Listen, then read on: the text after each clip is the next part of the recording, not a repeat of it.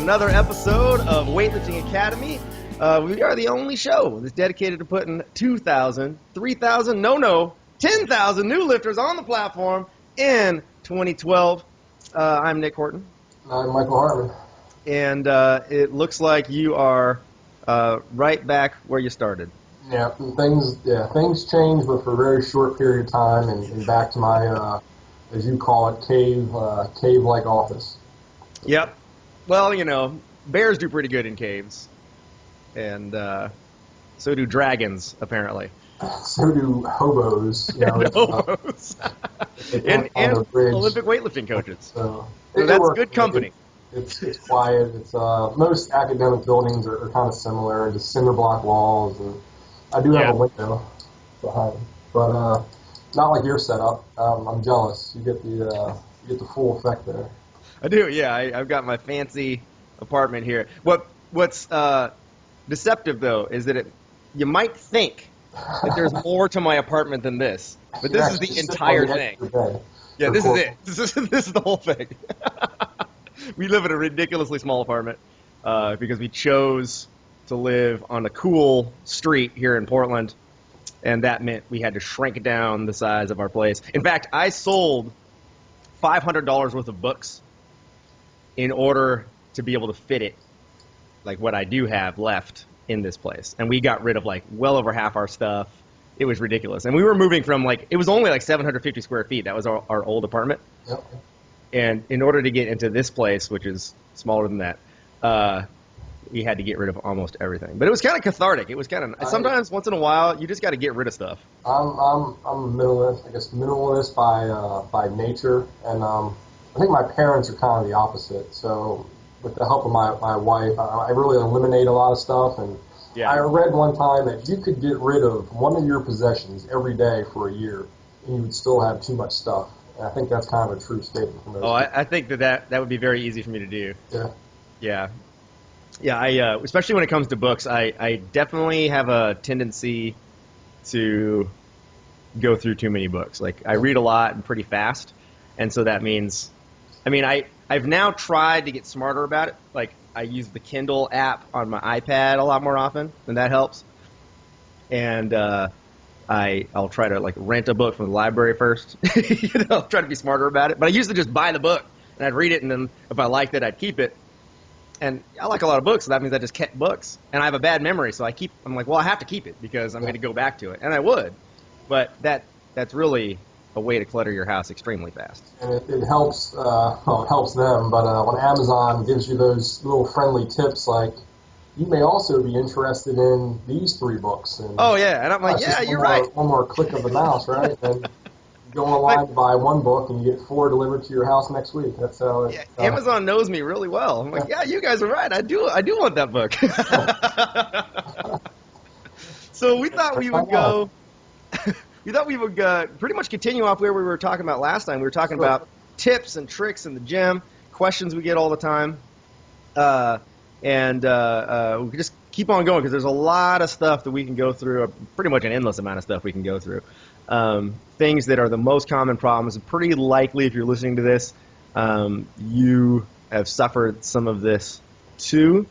One of the ones I was thinking that comes up a lot in my gym, especially with lifters who are not kids, is the struggle of getting under the bar fast enough, the tendency to power snatch or power clean every single lift, and then not getting down, or like they'll get the bar up and they'll kind of do this, when all they would have to do was just got down a little bit and their elbows would have been in the right spot. Sure. Do you have any common drills you use or anything that is like a go-to for you that helps to mitigate this for most people? I call it like a hip snatch, hip clean. Some people call it a high hang, it's basically it's a hang snatch or hang clean with no counter movement. So basically you kind of position the bar where it contacts your body prior to the second pull, and then it's just a quick finish with the hips and then dropping under the bar. I may raise some red flags, but sometimes I'll still use the jump cue. I tell people to jump And it's probably an old habit, and maybe that's a whole other show of is there jumping and weightlifting. To jump or not to jump, that is the question. You're not jumping, but what I found, and this is all through years and years and years, it's not that exaggerated on the toe, tippy toe, shrug, jump, but if you jump correctly, you get full extension of the hips. So really what I'm trying to teach is full hip extension and then immediately going under the bar. And for some people, the best way to do that is to kind of reinforce either a jump or a pop. I've heard the term pop and drop before. Maybe that was on maybe the pendulum form. Pick that up over. That's a good term, yeah.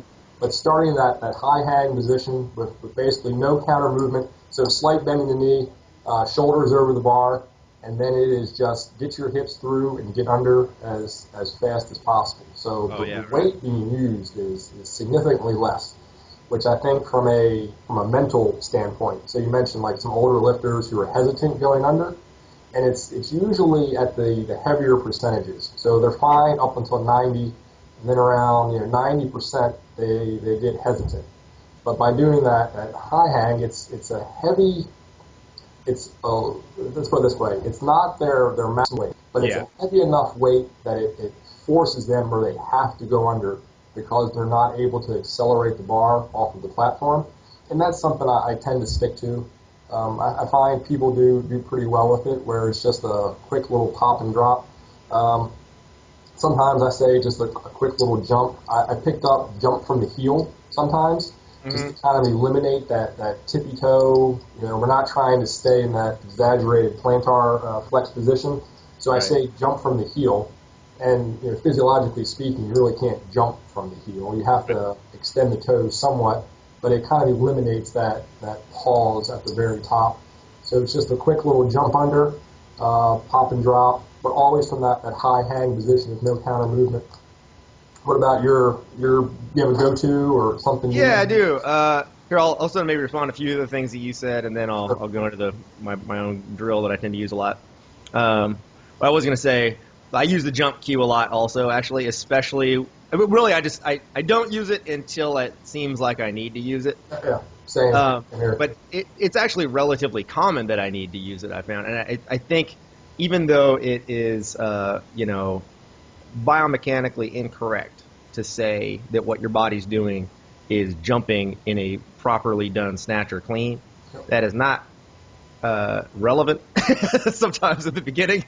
Yep. In the beginning with a lot of lifters, especially older lifters, they may not have ever had to fully extend the knees and the hips the way that we like to see it in a forceful manner, and completely without the use of their arms before. Like that is really a new thing, and the closest thing they ever might have tried is a jump. Absolutely. So at least if you're jumping, slow, and you can't snatch slow. So you're right. It's an explosive movement that can be maybe best related to a jump for someone who's never done any sort of explosive movement before. Right. I mean, before we even get to a point where I might notice that they're having a hard time getting under the bar, I may just notice they're not even using their legs at all. Yeah. And if that's the case, I mean, I'll do something silly. I'll just say, well, I want you to hit your head on the ceiling. Yeah. Like, I want you to try so hard to hit your head on the ceiling on every one of these. So it doesn't look anything like a snatch, right? It looks ridiculous. And they got a PVC pipe in their hand, and they're jumping as high as they can, and then kind of catching it weird, above their head. And that's pretty silly, obviously, because that's not really what you're going to do in the long run. But it makes an enormous difference for someone to finally feel, oh, that's what you mean? You mean I need to use my legs and my butt, not my arms. I get it. Especially with a guy who's been doing a lot of bodybuilding. I mean, they're so used to thinking that the only way bars move is if you curl them. Yeah. Which, it's true, I suppose, in a curl. Yes, the bar is moving. It is moving, yeah, it's true. Undisputed facts. I was also going to say, you said the psychological component about the bar if you started with a high hip or a high hang snatch, it's not a maximal weight. Yep. And yet it's still heavy. It is interesting because if you're doing that, like you're going to be using essentially a maximal weight for that position. Yeah, exactly. Yeah. So you have to work really hard to get under the bar, but you're looking at the bar and it doesn't look maximal anymore because you've lifted more than this off the ground before. And so even though physically you actually have to put in just as much work as you would on a heavier snatch off the floor, Sure.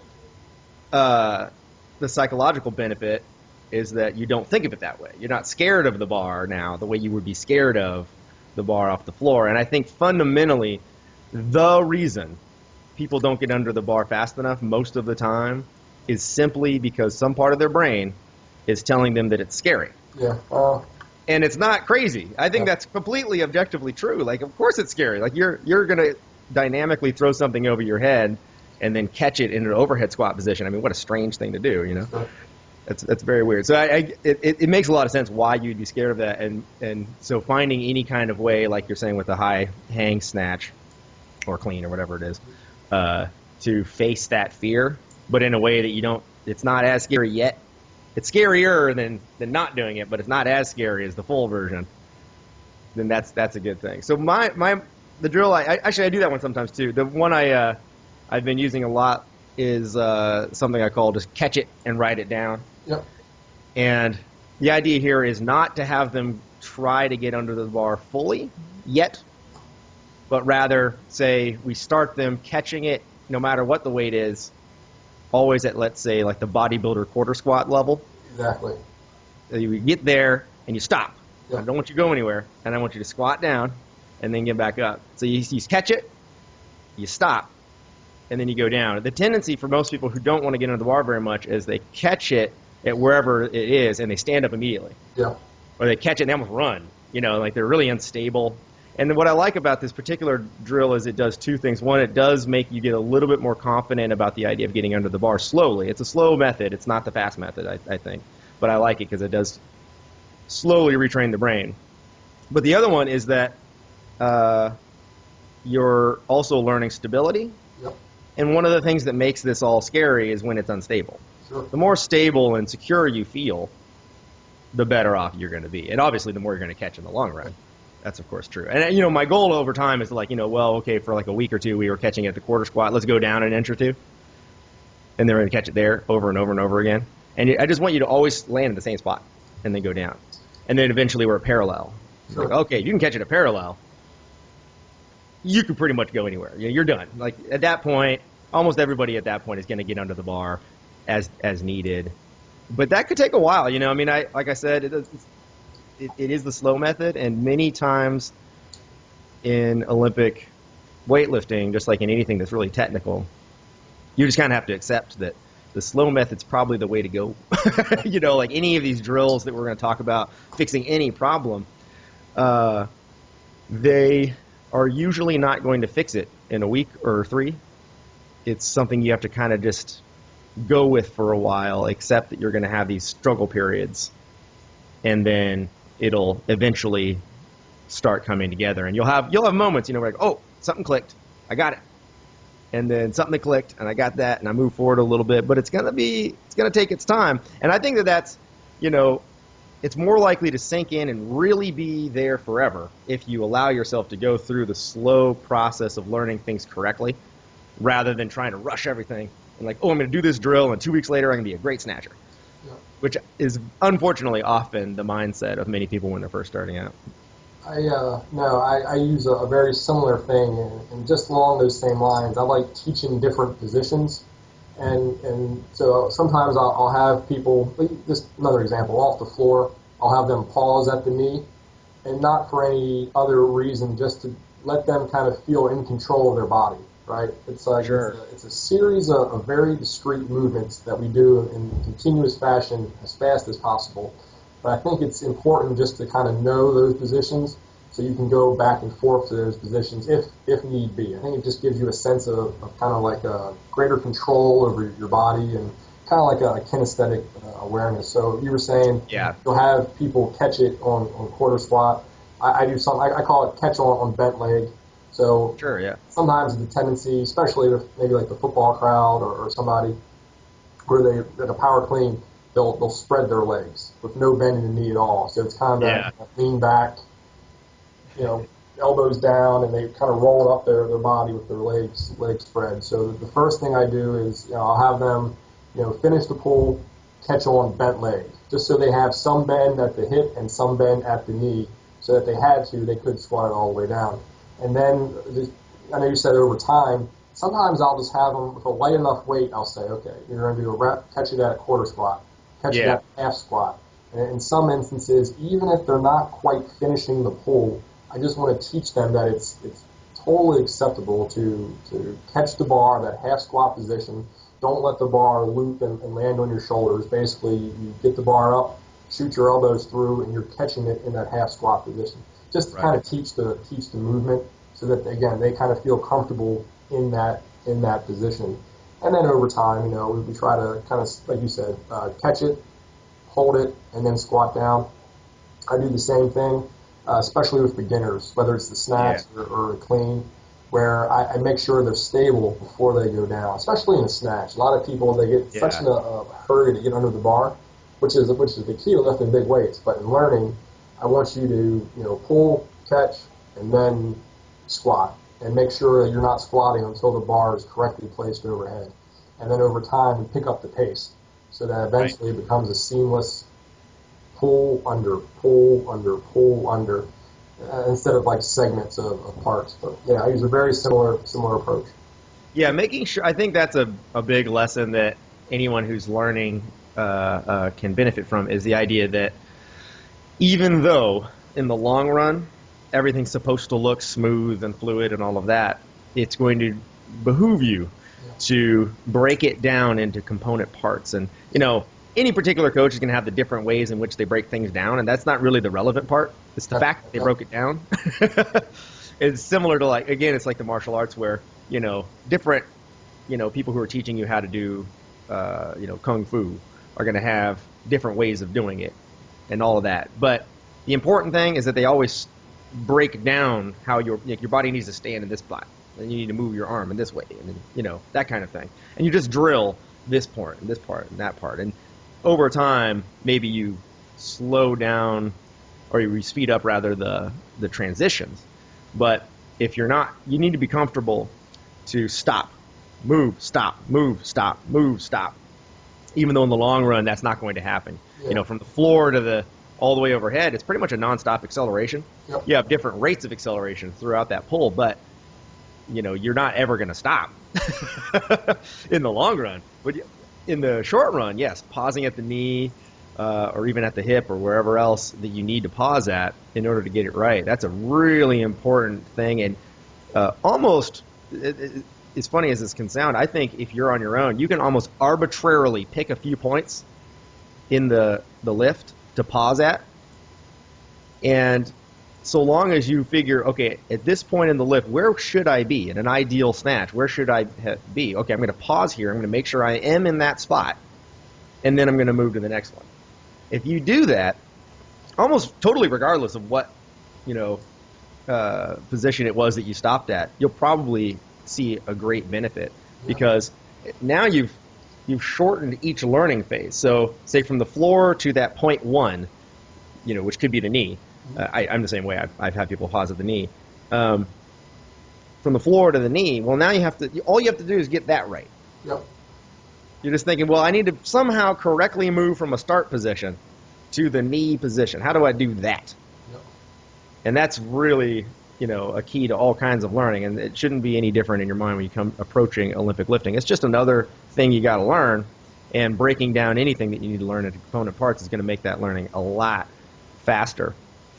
I think kind of related to that, I think other sports use something very similar. So I kind of I picture like basketball coach, and they're doing basically kind of a walkthrough where maybe they're running their opponent's offense. So their team's on defense. They have like a scout team essentially running the offense, where mid-play coach blows a whistle, everybody freezes, and then you have to identify who's going where, who has the ball, what's this guy doing on the backside, and then the play continues from there. Yeah. But you just kind of it's a check. It's like a quick little check and say, okay, is the bar are my shoulders over the bar? Is the bar coming back to my knee? Is my back angle correct off the floor? So it's just a quick little mental check. I think what you said, though, is exactly right. Just if you can, it's a lot easier to learn it just in parts and then eventually put all those parts together. And truthfully, if any one of those parts is incorrect, your whole lift is probably going to also be incorrect. Yeah. So you could have the best positions from the knee to the hip and going under the bar, but off the floor, if you don't start that bar moving back to you and getting your knees out of the way, it's probably going to be out in front. So it's going to be a struggle to make it, or it's going to be a mislift to begin with. So every one of those parts has to be discrete and precise and correct for the lift to be successful at the heavier weights. You know, at lighter weights, at like 50% of max, 60% of max, you can put it anywhere you want, and it's going to get the lift. But you get out north of 85 to 90, everything has to be in line and correct. Yeah, absolutely. I also, right along those lines, I really like to emphasize getting a good start. And I don't mean necessarily making sure you're in the right positions per se, but it's rather that you just pause. Yep. I think it's very common for new lifters to grab the bar and go, to not actually go through that little checklist in their mind. Like, okay, here's my start position. Am I in the right start position? You know, whatever those cues are that you need to think about. And be rock solid, stopped, and then move. Rather than kind of flopping around or squeezing the bar or shaking it around or doing whatever you're going to do, you know, to thinking more about, well, okay, I'm getting pumped up, I'm going to do this lift. That's probably not the way to think about it. Yep. You know, you're not at that level yet. Even though sometimes you're going to see a lot of lifters who are, you know, some of the bigger name lifters, they might have some pretty ridiculous platform shenanigans in order to get themselves psyched up to go. Sure. But that's because their start position is completely set and they do it the same way every single time. Sure. And you know, definitely my better lifters, they look identical off the floor every lift, no matter what the weight is. And it's pretty easy to tell the difference between somebody who's been at it for a while, because that's almost universally true. Anybody who's been at it for a while, they figure this part out. You need to pull the bar off the floor the same way every single time. Most beginners, that's never true. Yeah. The bar's coming off the floor a different way every single time they touch it. And so very similar to just, you know, how you would pause at a certain point throughout the pull and check yourself before you wreck yourself. Yeah. You got to do the same thing off the floor. You don't move that bar until you go through that little checklist in your mind. Okay, I've got the few components here that I need to know are correct, and then I got those down, and then I go. And that's, you know, I mean, even if you're, you know, I mean, who knows? I mean, there's definitely some arguments on how you should start the bar off the floor, but I'm not even talking about that. I'm just saying whatever it is that you've been taught, Absolutely. get that thing right. Sure. Remember the famous words of Ice Cube there, right? Anytime you throw an Ice Cube into an Olympic weightlifting discussion, good things are happening. I think it's true. It's amazing the number of things that Ice Cube said that are relative to weightlifting, some of which I just can't say in mixed public. And yet they're relevant. Yeah. Absolutely true. So I had a question on my blog actually a while back. I never really got around to answering it, so maybe we can answer it now. About lifters they're definitely they're even older. Maybe they got a lot of injuries stacked up on them. So the couple of questions was, how do you program in squats if, for instance, your knees are in so much pain that you honestly, like, you're kind of fine down to about parallel, but not much more than that. Yeah. Like, where do we kind of draw the line of, like, well, these are all things that are true for performance reasons, and these are true for just, you know, we just got to deal with what we got to deal with. Yep. How do you tend to deal with, say, older lifters with a lot of injuries or a lot of coming in with a lot of stuff that's already kind of like baggage, I guess? Sure. Best you can do is work around it. So I think, you know, whatever your definition of a perfect lift is, that is your starting point. And then you just have to subtract pieces away from it based on what that lifter is capable of. And it's no different than, you know, master lifters that may not be able to straighten their elbows, right? So they catch their snatches kind of elbows bent because that's as far as their elbows extend. Yeah. you can't fix that. You can't just say, well, we're not going to move on until you can do that. You just have to accept that is their overhead position, and then try to make it as consistent as possible in that position. Right. You see similar. I think. Are you still split snatching? Yep. Yep. Same deal. So there's an issue going under the bar, keeping the bar overhead. Yeah. You know what? We could spend the next 6 months working on your overhead squat position, and hopefully come out on the backside with you able to do a competition legal, squat snatch. Or we could take what you're good at, which is the split snatch, and work everything around that to make it as consistent, as powerful as possible with that existing limitation. So I think it's no different. So if you have a lifter that has just tremendous knee pain and trying to add squats into the program, like at that stage of the game, let's just focus on the lifts and use squats if they're able to, right? Yeah. I think best case scenario, we'll have lifters doing both lifts and a squat just about every day. But if that's not the case, then you have to do as close to that as possible. So maybe it just means doing just the snatch and the clean, and then like skipping squats. Maybe it means one day only doing squats. And it's not perfect, but it's the best that you can do, and just kind of work with that and kind of accept the circumstances. Like we don't have the talent pool yet to be able to say, well, there's always whatever. You can do something else. There's always ping pong. Everybody that comes in, we can do the best we can to teach them how to snatch and clean, and just work around any limitations. I think that's just part of the game, really. Yeah.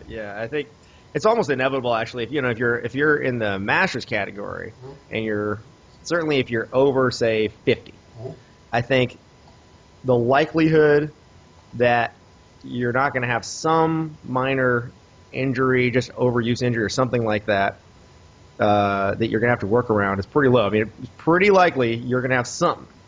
Who knows what it's going to be? Maybe it's your elbow, your knee, your lower back. Maybe it's all of them. I'm in my 30s. I always have something going. I was going to say, man. Most of mine are from stupidity, of course. Lifting like an idiot when I was 20, and then I've been paying for it ever since. But it's almost inevitable, and if that's the case, having a sense of realism about it probably is important. Do you have any specific strength exercises for the lower body you would maybe just, if you had to just not squat at all, like what would you do with someone? Good question. I think if they could pull with some regularity, that would be acceptable replacement. I think pulling from the blocks would be a way to kind of overload the hips and lower back, and not stress the lower back to the same extent, because you're in kind of a more powerful position. I'm not really a fan of step-ups. I've never liked step-ups. I think they serve a purpose, but I've always been kind of leery about putting a loaded barbell on someone's back and asking them to balance on one leg as they step up. Call me a fraidy cat, I guess, or whatever. You're a weightlifting prude. Yeah, things get kind of sketchy, So you're basically asking somebody who can't squat for one reason or another to do this balancing act with a loaded barbell, and center of gravity is different, so to me that's not an acceptable replacement. But I could see a benefit of doing it. Sometimes it's funny where people they have lots of difficulties front squatting, but they can do a clean and be relatively pain-free, whether it's just that is interesting, but it's it's just like it's a lot more comfortable getting under the bar after they've already racked it. So something I do a lot with, I have a really good group of guys at Black Box, a good morning crew of guys that they're all, I'd say probably the youngest guy is probably 27 right now. The oldest is maybe pushing 50. So we have a pretty good older group. No one's looking. I mean, we'll have maybe some Masters competitors, but no one's looking to make 2016 games. I do lots of combination movements. So maybe it's like front or clean plus an additional front squat. Sure, Maybe yeah. that's a way to get in the, because your clean is always going to be sub-maximal to your front squat weight. So it's a way to get in some extra lower body work, still accomplish the task of doing cleans for that day, but it's not like an additional exercise. So sometimes it's like, clean plus 2 front squats. So they clean it, front squat it twice after that. That there's some videos floating around of the Schenkel complex and the Volkov complex where they kind of link a couple of movements together. I like keeping it to maybe just like 2 movements and adjusting the reps based off that.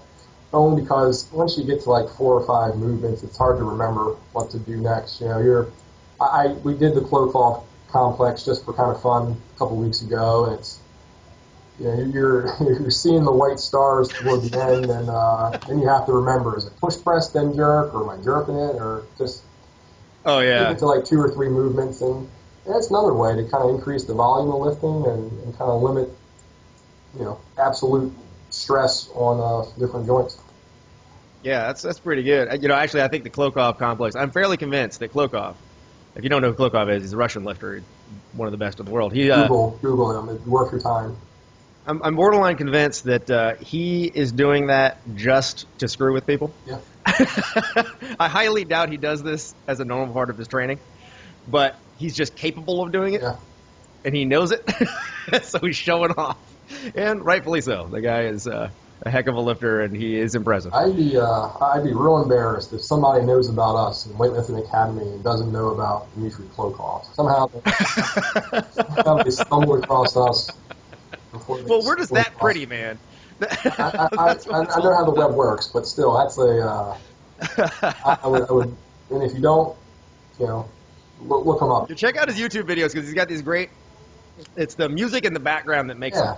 Yeah. It's that Russian techno. The stuff that would never fly in an American gym. Britney Spears one time in the background. Oh, yeah, it was awesome. I mean, I think that's fantastic. I think there's something about this idea that if you can't lift well to Britney Spears, you're just not a very good weightlifter yet. Like, you're letting your external environment get to you too much.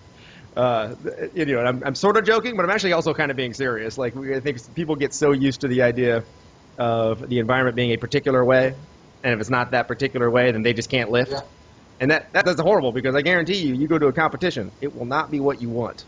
It'll be everything against what you want. You're probably not going to play Britney Spears. But for the women's competition at Nationals this year, they were playing Madonna, so that's kind of close. They're at the 96 Olympics, obviously, so it was a big venue. And if you follow any sort of team sport, or you watch NBA basketball, like arenas just in general are like 20 years behind in music selections. Like arenas still play the Black Eyed Peas, like that's a new music. Right, they're brand new. But at the 96 Olympics, in between lifts, or maybe there was a 2-minute clock, so they were playing music in the background. The YMCA by the Village People came on over the intercom. So be prepared while you're going out for your second attempt on a 2-minute clock, following yourself to have. Well, the snatch is like the walk. Yeah, so you'll get all sorts of odd. And I can imagine in Europe it's even more odd, Oh, it's got to be amazing. Yeah, that's true. They did play. So I had to double check, but it turned out they were playing Madonna's "Justify My Love." Oh, good choice. During like the 58 kilo female lifting, and I was pretty blown away by that.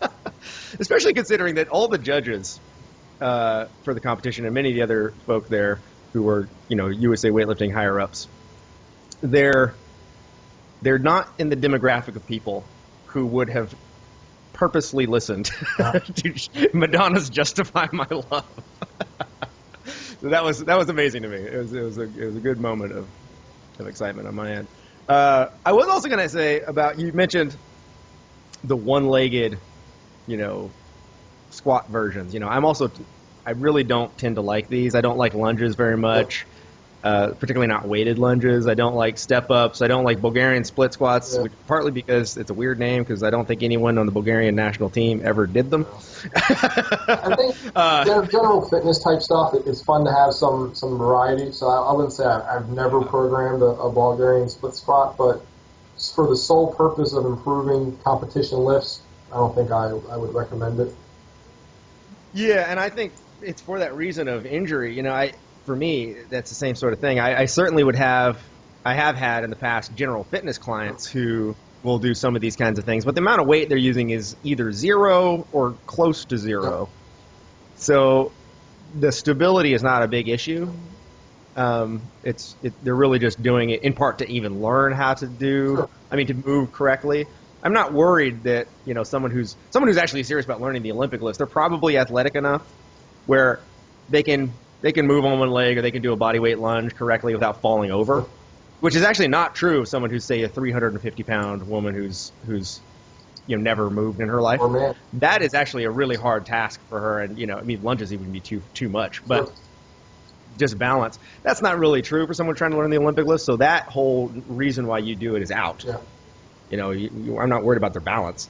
And then you add to it the fact that these are the kind of people who are going to want to add a lot of weight to a bar. Yeah. So they're already naturally prone to wanting to put too much weight on the bar for every exercise. And so you get them doing step-ups or something like that, and it can be a real dangerous thing. I have tested it out in the past. A couple of years ago, I was playing around with one-legged squat variations and really just didn't get much out of it that translated well. Nobody got hurt or anything. It wasn't like it was a disaster. There's nothing like that. But just as an experiment, it really was. And we went for quite a while. I mean, we were going for, I want to say, almost 6 months of kind of working it in and out of the program. And it really just, it was like nothing compared to just squatting regularly. And I don't know if that is partly due to the fact that Olympic weightlifting is a sport where you really are just on 2 legs. But I'm a splitter, and it didn't help me any. I am actually someone who lands in what is essentially the lowest lunge you can get with a bar over top of my head. So talk about instability. And the one-legged stuff did me nothing. It just didn't really help. So even from a performance standpoint, there's the 2 standpoints that I'm just not so convinced about them, which is one, the injury potential. Because, obviously, you're unbalanced with, 200 plus? I've seen guys doing on YouTube, 300 pounds on their back doing step-ups or something. That, if you slip at all or you get a little off balance, something bad's going to happen. There was a football player, Oklahoma State, maybe 4 or 5 years ago, who had some pretty serious trauma doing step-ups. And it wasn't the stepping up, it was the stepping down. And that's usually the case. So that's a good point. Coming up, stepping up, you're in good position and you can really drive off that leg. But then you're taking a backward step or a backward lunge. I think he had maybe 275 pounds or 120 kilos on his back, and coming down, lost his balance, and then he I don't know the final story, but he had some pretty serious trauma. There were some eyebrows raised after that incident. Okay. Yeah.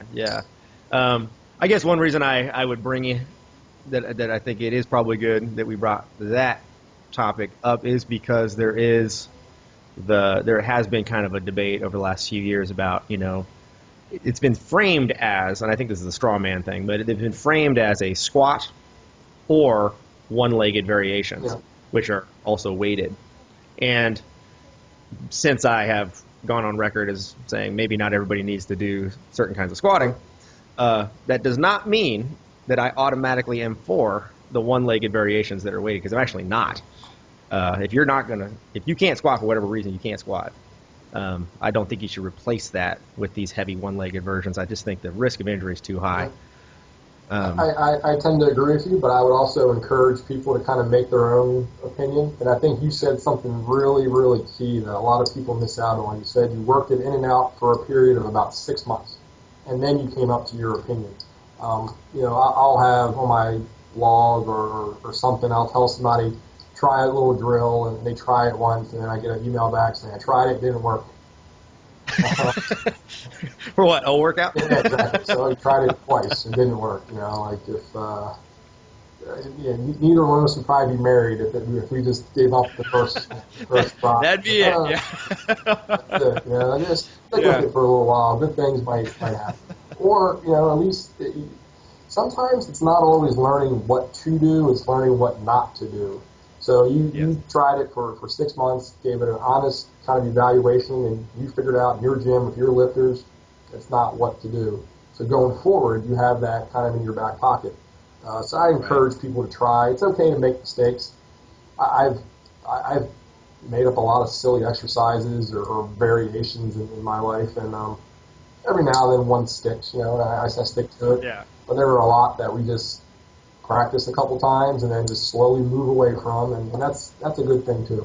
It's a long game we're playing here. So I think in many ways, the things you learn that don't work teach you more than the things that you think do work. It's easier actually in some sense, just from we talked about philosophy of science stuff before. I think from the standpoint of trying to have a scientific mindset about it all, it's actually easier to say this thing didn't work very well with my group than to say this thing did work well with my group.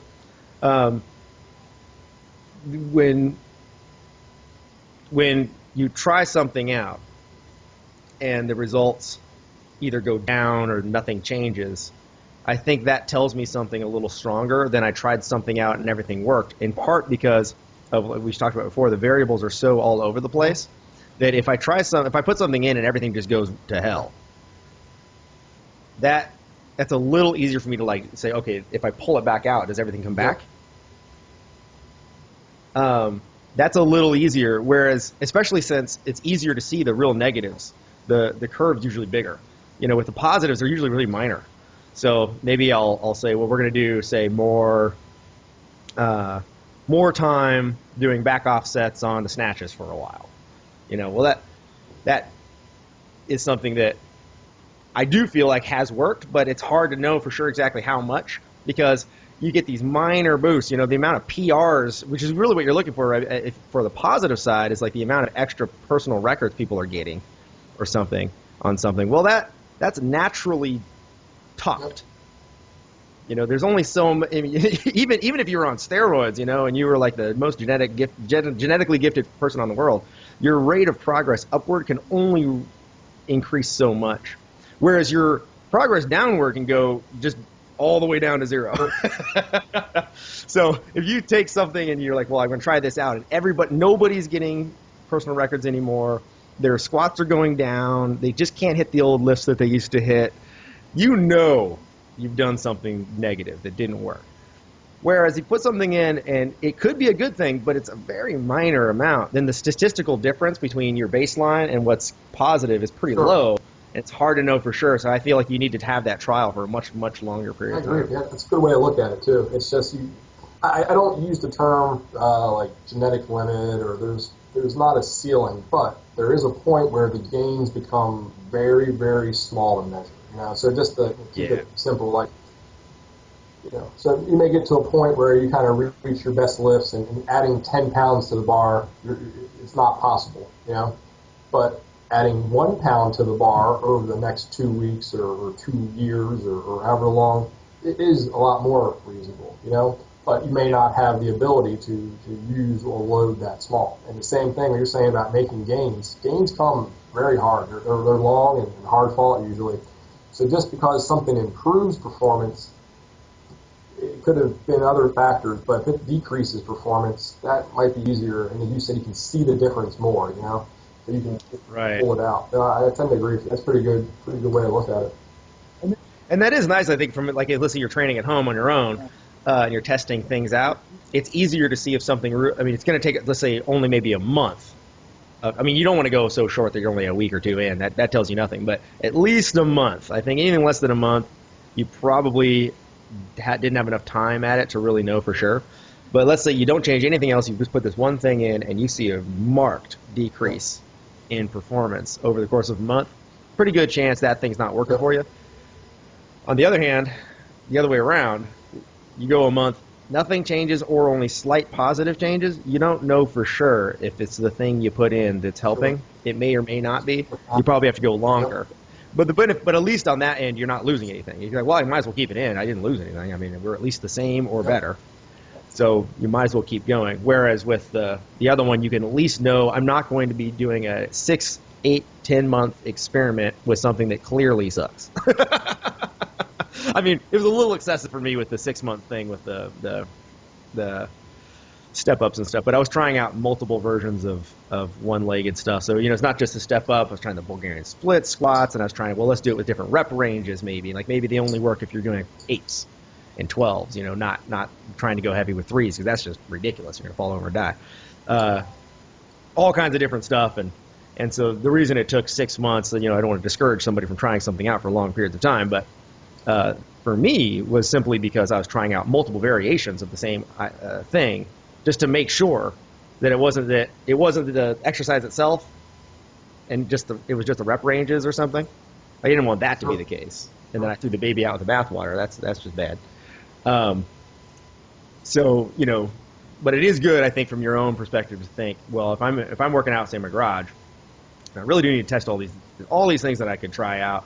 I want to pull in one thing for a little while. You don't have to freak out and go, oh man, I have to go 6 straight months to know if something's not going to work. That's not really true. You're probably going to know in 3 to 4 weeks if something's not working for you. It's just the things that are working for you that are going to be a little harder to tell. Yeah, I think good strategy. I tend to program in about 4 week blocks.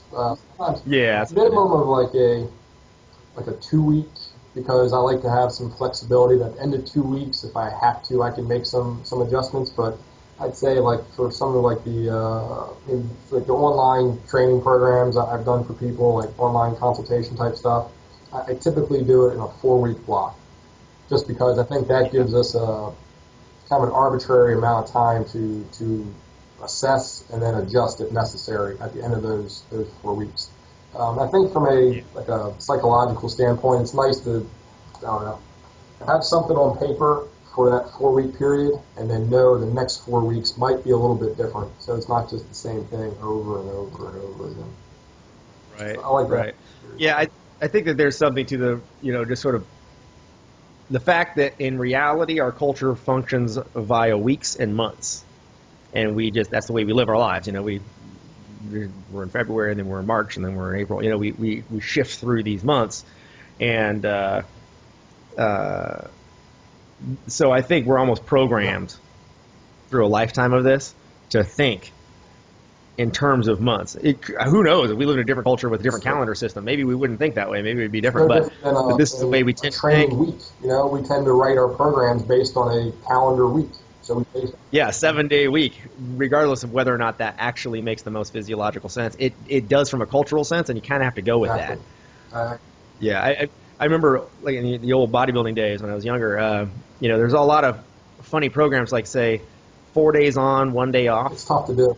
That gets really weird really fast, I've done the same. I was on a 3 on, 1 off at some point in my youth, and like I used to train at a gym at like maybe like 7 p.m. in the evening, but then like Sundays the gym closed at like 6 or something. So I remember those days, and I had meals to plan and shakes to make. Right, out all this Tupperware. Basing it off of either a 5-day work week or a 7-day calendar week just makes the most sense logistically.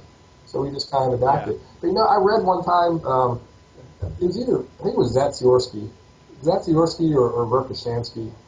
He talked about like a 28-day, kind of like how our bodies have diurnal variations throughout the 24-hour day. He talked about it over the course of a 28-day period, which is 4 7-day weeks. So maybe it's just because for cultural reasons we've lived that way for so long that our body sort of has adjusted to it. Every 28 days we're able to do something a little bit different.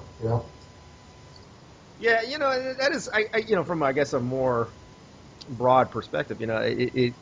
Maybe there is a question there that's being begged about whether the calendar that we live by is trying to slowly approximate a natural rhythm that's maybe in part driven by how the Earth revolves around the sun and does its own thing in certain kinds of ways. And and obviously there was some of that. They were trying to, the calendar that does exist now was they were trying to get it right, and maybe part of that is a close connection to our bodies and how we do shift back and forth. It's not perfect. Some months are 31 days. February is only 28. You know, but it's close. And It's pretty old close. February really screws up everything, right? Yeah, it does. That's when my birthday is, so I feel like, you know, I can relate. I just go around screwing Yeah. everything up. Weightlifting Academy, you get a little bit of culture and sociology and also That's right. The whole bit, man. A little anthropology. Why college. not? There you go. You know, no, I That's think we good addressed stuff. some good topics today. I think we got Yeah, some, yeah, that's a good one. in addition to the ice cube references, we talked about some exercises, some Mm-hmm. drills we like, some things we don't like, and it's all in an attempt to, you know, just kind of expand the knowledge base of people listening. And I know I mentioned it last week. I expand my own knowledge base every time we talk, and you know, things to work on moving forward.